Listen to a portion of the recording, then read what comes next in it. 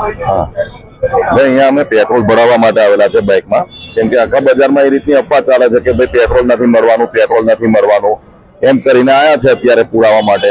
હવે અત્યારે કામગીરી એટલી બધી ચાલે છે કે અત્યારે પેપર ચેકિંગનો પણ ઓર્ડર છે, તો વારે ઘડીએ બાઇક લઈને જવું પડે છે અમારે.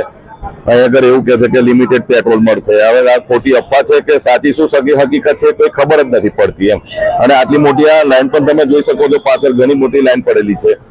આ રીતની પોઝિશન છે. હવે આ યુદ્ધને કારણે છે કે શું છે, બીજું કઈ આગળ કઈ પ્રોબ્લેમ શું છે એ કઈ ખબર નથી પડતું. એકવાર પ્રશાસન એવું કહે છે કે પેટ્રોલ ને ગેસ તો પૂરતા પ્રમાણમાં જથ્થો ઉપલબ્ધ છે, તો પછી આ મુશ્કેલીનો સામનો કરવાનો કોને આવે છે? પ્રજાજનોને જ આવે છે ને. બસ આટલું કહીને હું મારી વાણીને વિરામ આપું છું. મારું નામ ભાવેશ પટેલ છે, સફાયર પબ્લિક સ્કૂલ બોડેલી. હું શિક્ષક છું પોતે. મિનભાઈ પટેલ બોડેલી, મારા પેટ્રોલ પંપ સેવાસન બાજુમાં આવેલો છે.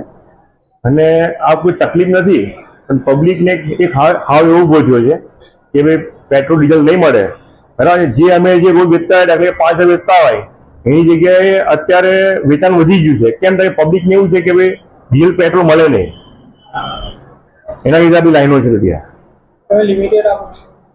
લિમિટ કરી નાખવી પડી, કારણ કે વસ્તુ છે કે બીજી દિવસે ગાડી લાવવા માટે બી મારે હોવું જોઈએ ને, એટલા માટે મેં લિમિટ કરી નાખી. 100 રૂપિયા પેટ્રોલ આપીને ખાલી અત્યારે એવું છે. કાલે પેટ્રોલ મળશે, કોઈ ઇસ્યુ નથી, કારણ કે અમે જે રોડ લાવતા હોય બરાબર છે એટલો સ્ટોક હોય અમારી પાસે હોય.